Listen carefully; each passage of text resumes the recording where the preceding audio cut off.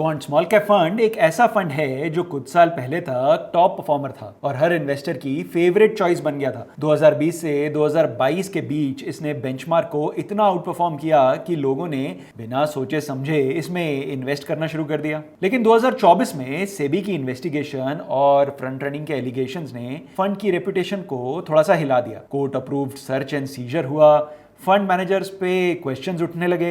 इस कारण इन्वेस्टर्स का सेंटिमेंट डायरेक्टली हिट हो गया और इस सेंटिमेंट का इंपैक्ट आज नंबर्स में क्लियरली दिख रहा है। शॉर्ट टर्म में फंड की परफॉर्मेंस नेगेटिव हो गई है और फंड अपनी पुरानी स्पीड के साथ रन नहीं कर पा रहा। अब सबसे बड़ा सवाल ये उठता है, क्या क्वांट स्मॉल कैप फंड अपना लॉस्ट मैजिक वापस ला पाएगा और आपको इसमें इन्वेस्टेड रहना चाहिए या स्कीम से एग्जिट कर लेना चाहिए? चलिए सबसे पहले परफॉर्मेंस के एक्चुअल नंबर्स को देखते हैं ताकि हमें एक क्लियर पिक्चर देखने को मिले। अगर हम 2025 में ईयर टू डेट बात करें तो क्वांट स्मॉल कैप फंड का रिटर्न रहा है -1.9%, जबकि इसके benchmark BSE 250 small cap total return index का भी नेगेटिव रिटर्न ही रहा है, वो रहा है -3.47%। मतलब फंड ने बेंचमार्क से थोड़ा बेटर परफॉर्म किया है पर रिटर्न फिर भी नेगेटिव ही है। अब एक साल का रिटर्न देखें तो फंड ने पिछले एक साल में -8.7% का रिटर्न दिया है, जो बेंचमार्क और कैटेगरी एवरेज दोनों से पीछे है। और ये सबसे बड़ा रेड फ्लैग है क्योंकि शॉर्ट टर्म में फंड अपना चार्म खो चुका है। लेकिन अगर आप थोड़ा लंबा ड्यूरेशन देखें, यानी कि 3 साल का CAGR देखें, तो फंड ने 24.15% का CAGR दिया है, जो अभी भी अपनी कैटेगरी एवरेज से थोड़ा ऊपर ही है। और सबसे इंप्रेसिव रहा है 5 साल के CAGR का फिगर। जी हाँ, पिछले 5 सालों में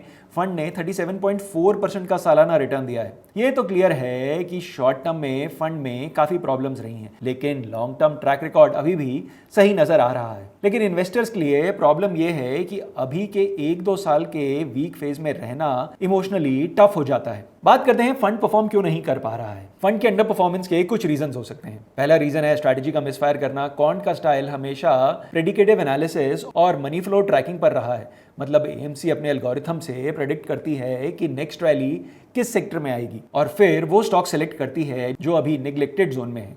जब रैली आती है तो स्टॉक्स ऊपर शूट करते हैं और फंड को बम्पर रिटर्न्स मिलते हैं। इस स्ट्रैटेजी ने 2020 से 2022 तक बहुत अच्छा काम किया, लेकिन 2022 से AMC ने अपने स्मॉल कैप फंड को ओवर वैल्यूड मानकर पोर्टफोलियो का एक बड़ा हिस्सा लार्ज कैप में शिफ्ट कर दिया, जैसे कि रिलायंस इंडस्ट्रीज, अदानी की कंपनीज, जियो फाइनेंशियल। प्रॉब्लम यह हुई कि इन स्टॉक्स में एक्सपेक्टेड रैली देखने को नहीं मिली और जो स्मॉल कैप्स छोड़ दिए उनमें से कुछ ने अच्छा परफॉर्म किया।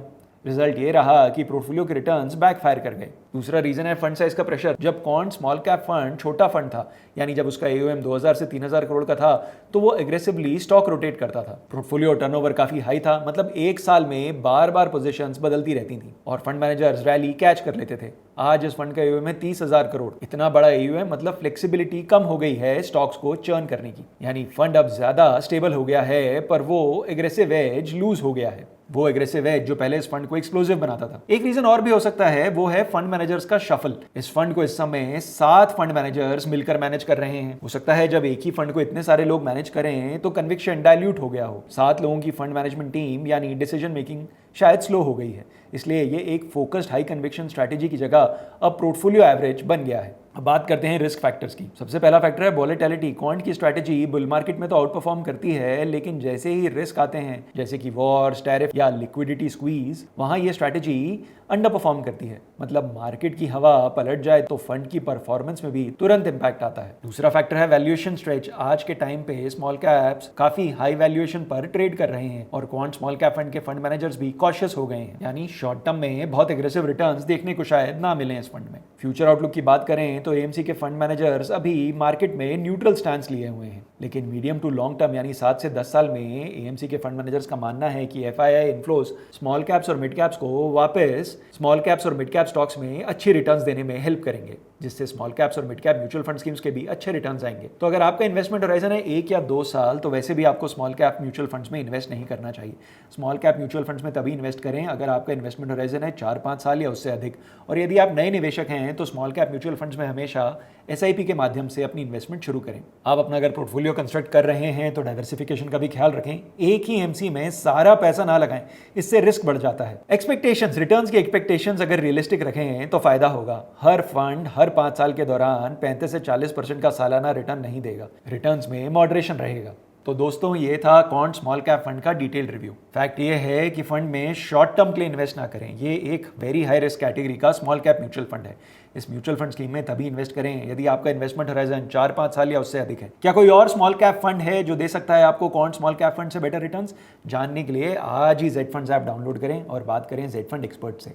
अगर आप किसी और स्मॉल कैप फंड में इन्वेस्टेड हैं तो कमेंट सेक्शन में हमें ज़रूर बताएं कि वो कौन सा फंड है।